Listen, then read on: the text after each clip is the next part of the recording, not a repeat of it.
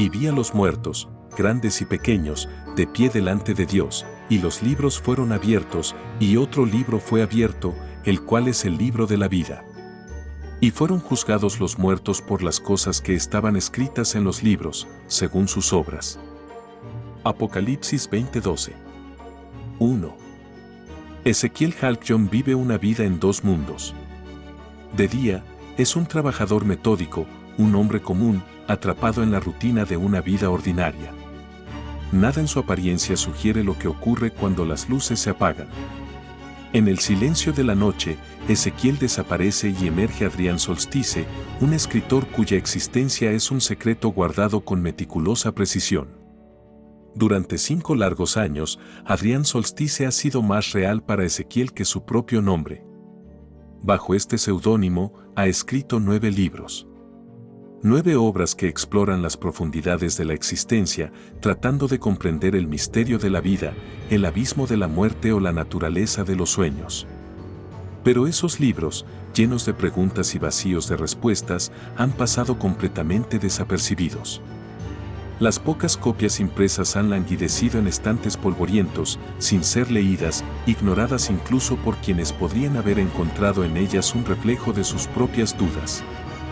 El fracaso es un compañero constante para Ezequiel, un recordatorio de que, en este mundo, el éxito literario no es solo cuestión de talento o profundidad, sino también de estar en el lugar y el momento correctos, bajo la luz adecuada. Pero Ezequiel no escribe para que nadie lea sus libros, al menos eso es lo que se repite cada noche. Escribe porque no puede evitarlo, porque la voz de Adrián Solstice lo obliga a volcar en palabras las sombras que lo habitan. Sin embargo, detrás de esa convicción también se esconde la amarga frustración de no ser visto, de que sus ideas no logren tocar a nadie. Se siente atrapado en la soledad de su propio intelecto, desgarrado entre dos identidades que nunca se encuentran realmente, el hombre común y el creador invisible. Los años pasan y, con ellos, se desvanece la esperanza de que esos 9 libros alguna vez importen. Hasta que, un día, todo cambia. Sin previo aviso, las ventas de sus obras comienzan a crecer de manera inexplicable. Las notificaciones de ventas inundan su correo, las reseñas empiezan a aparecer en blogs y foros literarios, y de la noche a la mañana, Adrián Solstice se convierte en un autor codiciado. Ezequiel observa con asombro cómo los libros que había dado por muertos, por irrelevantes, cobran una vida propia. No entiende qué ha ocurrido. No ha habido ninguna campaña, ningún evento que justifique esta explosión de interés.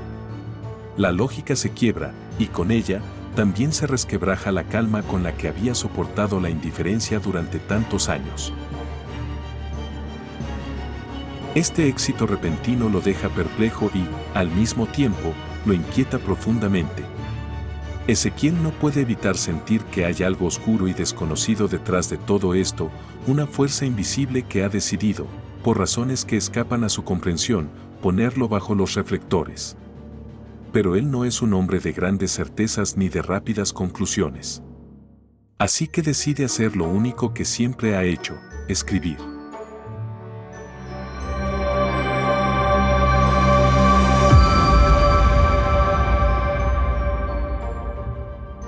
(2) El 10º libro no nace de la misma manera que los anteriores. Esta vez, Ezequiel no busca responder preguntas filosóficas ni adentrarse en las profundidades del alma humana. Lo que escribe ahora es un acto de exorcismo. Regresa 5 años atrás, a los días de aislamiento y fracaso, reviviendo cada una de las noches solitarias en las que Adrián Solstice se aferraba a las palabras como único refugio. Las páginas se llenan de recuerdos dolorosos, el vacío que siente al ver cómo sus ideas, que en su mente son tan vibrantes, se convierten en polvo al tocar la realidad. Ignoradas por un mundo que no está preparado para entenderlas. Mientras escribe, Ezequiel se enfrenta a su propia dualidad, a ese conflicto interno que ha existido desde que creó su seudónimo. ¿Es Adrián Solstice una parte esencial de él, o simplemente una máscara que usa para ocultar lo que realmente desea? ¿Es el fracaso de aquellos años una prueba de la inutilidad de sus esfuerzos, o fue necesario para llegar a este momento? El 10º libro se convierte en un espejo en el que Ezequiel refleja todas sus dudas, sus temores y su propia soledad.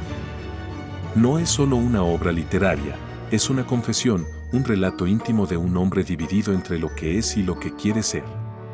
Mientras más avanza, más siente que algo está observando desde las sombras, esperando a que termine, como si completar este libro fuera un rito, una invocación que ha estado preparando sin saberlo.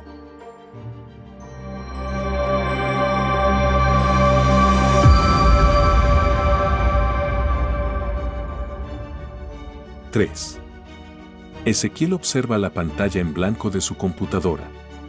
El cursor parpadea, como un corazón latiendo, esperando que la vida cobre forma a través de las palabras. Ha escrito 9 libros, pero esta vez todo es diferente. El 10º libro es más personal, más íntimo. Cada vez que se sienta a escribir, siente que no está solo. Como si las mismas palabras lo estuvieran observando, juzgando cada elección, cada frase. Piensa en el prólogo, en cómo debe empezar esta historia. No es un comienzo cualquiera, es la clave que abrirá el umbral a todo lo que sigue. Un prólogo que debe resonar como una verdad y, al mismo tiempo, velar la realidad en un manto de misterio. Mientras reflexiona sobre las primeras líneas, se da cuenta de que en ellas se encuentra una verdad incómoda sobre su propia vida. Es un eco de lo que ha experimentado en carne propia, años de lucha, de soledad, de fracaso, de escribir en la oscuridad sin la certeza de ser leído. Es como si, de alguna manera, estuviera escribiendo su propio juicio. El juicio inminente, el balance eterno entre acciones y consecuencias, murmura para sí mismo, recordando la cita bíblica que lo persigue desde que comenzó este libro. Siente que su vida entera ha sido una acumulación de actos que ahora deben ser revisados, evaluados por algo o alguien. Los 5 años de anonimato bajo el nombre de Adrián Solstice no fueron solo un capricho creativo, sino un intento desesperado por escapar de una verdad que no quería enfrentar. El prólogo que tiene en mente es perfecto para su historia. Quiere escribir sobre un hombre atrapado en una existencia sin sentido, una rutina monótona que lo desgasta y lo aleja de lo que realmente quiere ser. Ese hombre se refugia en las palabras, ocultándose detrás de un seudónimo, esperando en silencio a que el mundo lo descubra. Pero el mundo nunca lo descubre, y en esa invisibilidad, el personaje comienza a perderse a sí mismo. Es ahí donde Ezequiel reconoce el espejo, su vida antes del inesperado éxito de sus libros es esa historia. Esos años en los que escribía con la esperanza de que algo, cualquier cosa, cambiara. El éxito repentino de sus obras no ha traído la satisfacción que esperaba. En cambio, ha desatado nuevas dudas y miedos.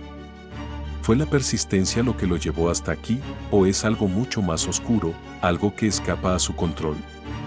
Es como si, de alguna manera, esos 5 años de soledad y fracaso fueran un preludio necesario para este momento, como si el fracaso y la oscuridad fueran la semilla de algo mucho mayor que ahora comienza a florecer.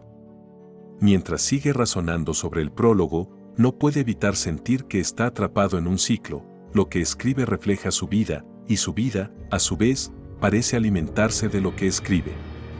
En ese juego de espejos, el prólogo del 10º libro se convierte en una meditación sobre la lucha interna entre ser visto y permanecer oculto, entre el miedo al fracaso y el deseo de trascendencia. La similitud entre su vida y lo que plasma en el prólogo se hace evidente. Escribe sobre un personaje que cree estar escribiendo una obra, sin saber que, en realidad, la obra está escribiéndolo a él.